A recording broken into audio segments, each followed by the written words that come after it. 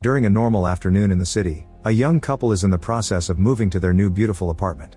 They have plenty of boxes of their own to unpack, but they are surprised to discover that the landlord left behind an old funky refrigerator. Gail is not impressed at all, but Rob finds it very interesting because this old model has the motor above instead of underneath like modern models. He explains that hot air rises, so it does not make sense to put the motor underneath the refrigerator because it allows the hot air to go up in the machine, but Gail does not care and just agrees to whatever he says to humor him. Afterward, Gail takes out a bottle of wine to share with her husband, and Rob excitedly opens the fridge to get ice. He discovers that the freezer is full of old disgusting frost and compares it to Superman's Fortress of Solitude. After pulling with all his strength, he manages to barely get just a little ice cube out of it. Then the couple shares a toast to their new life together, but before Rob can take a sip of his drink, he notices there is something weird inside the ice. He grabs it to look at it more closely and asks Gail if he is seeing things, but Gail confirms she is seeing something too. To be sure, she grabs a magnifying glass for a better inspection and confirms that inside the cube there is a miniature mammoth with various spears piercing its body. Wondering if there are more things like this, Gail opens the freezer again and quickly takes out all the things left by the landlord, only to be shocked by what she finds. Rob soon joins her and confirms that apparently they have a tiny lost civilization living in their refrigerator. Right there on the ice, there is a whole medieval city with tiny little people living their daily lives and not noticing the two giants that keep watching them as if they were a movie.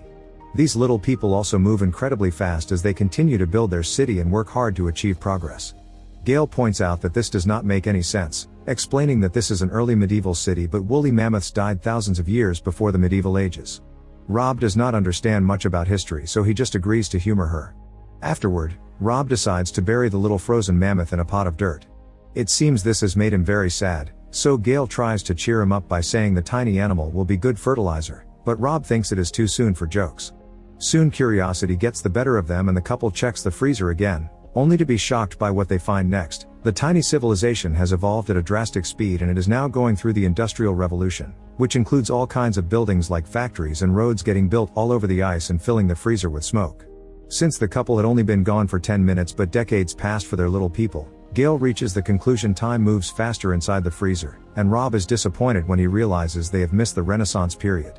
As Rob watches two little men sitting next to a building under construction, he finds himself wondering if the tiny people see him and Gail as gods. However, the two little men are actually making fun of the couple. They find their giant faces hilarious and are annoyed by the broccoli stuck in Gail's teeth because they have been looking at it all day. It takes only a few seconds for the little civilization to start changing again, and now modernized buildings are being built at great speed. Rob notices things flying around, and Gail realizes they are airplanes. She also notices the new skyscrapers, making her reach the conclusion that the little civilization has reached the present time. Rob agrees when he notices a Starbucks store, confirming this brand truly shows up everywhere. Then Rob notices something strange and comes closer for a better look. At that moment, a missile falls in the middle of the city and explodes, blinding Rob and making him back away until he falls to the floor. While screaming can be heard coming from the freezer, Gail rushes to Rob's side to help him calm down. But Rob continues to panic as he points out actual nukes are blowing up in their freezer. However, Gail cannot take him seriously because Rob looks like a huge tomato and it makes her laugh, so she hands him a toaster for him to see how ridiculous he looks. Inside the freezer, huge nuclear bombs continue to explode. Rob notices things are getting worse, yet the couple can only stare as the little civilization is taken over by violence, screams, and more explosions. Feeling frustrated, Gail closes the freezer, pointing out that people cannot just outgrow war in a couple of minutes. Rob wonders what they should do, and Gail simply says they should get pizza.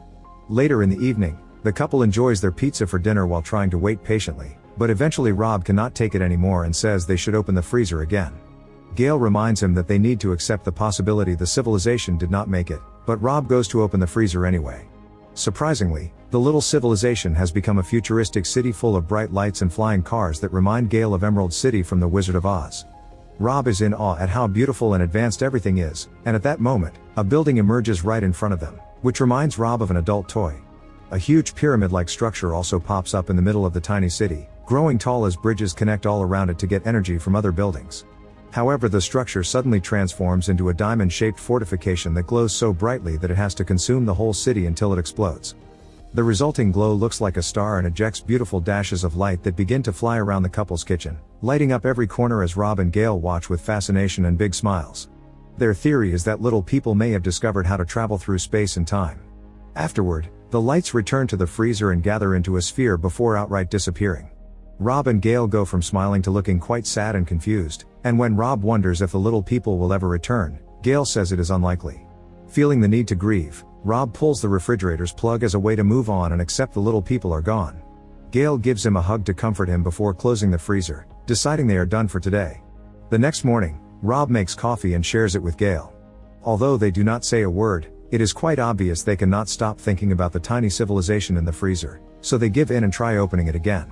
To their shock, they discover there is a cold mist coming out of it even if it is still unplugged. An even bigger shock is that inside the freezer there is a new ice age going on, showing primitive Homo sapiens eating the huge bodies of ancient creatures. It seems the little civilization has not disappeared, instead it was reset and has started from zero.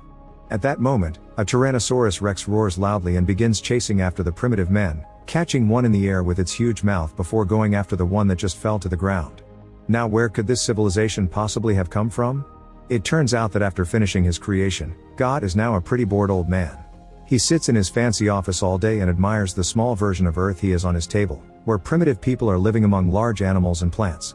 God is in the middle of a book when his butler Jeffrey asks him about it, so God explains he is happy because he has found a recipe for a black hole.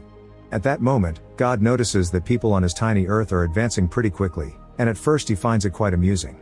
However, when the primitive men discover how to make fire by rubbing some sticks and rocks, God gets angry because he should be the one to give them such a power. He wonders what period it is on Earth, and Jeffrey explains that they should still be 200,000 years away from getting fire according to plan. Furious, God orders Jeffrey to put out the fire, and Jeffrey immediately blows at the tiny people on the table. From the little guy's point of view, this is a very powerful wind and they quickly lose the fire, which makes them feel helpless. God feels satisfied and goes back to his book while complaining about how much humans annoy him. Then God orders Jeffrey to drive the little people into a cave, so Jeffrey swipes his hand over the small Earth's ground, which scares the elephants. These huge animals begin running around and frighten the humans, who also run to hide in a cave as God points out that it would be good to shrink their brains. Soon the tiny people come out again to start a ritual dance that should bring rain.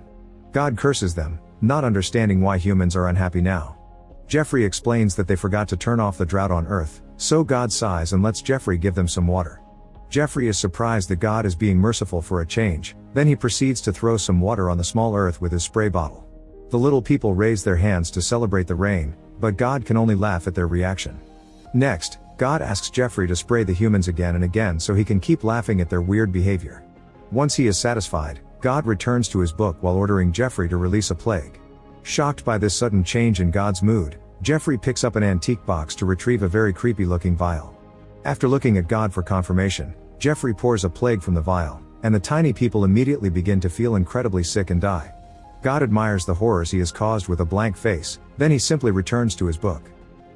Make sure to subscribe and turn on notifications so you can watch more videos like this. Thanks for watching.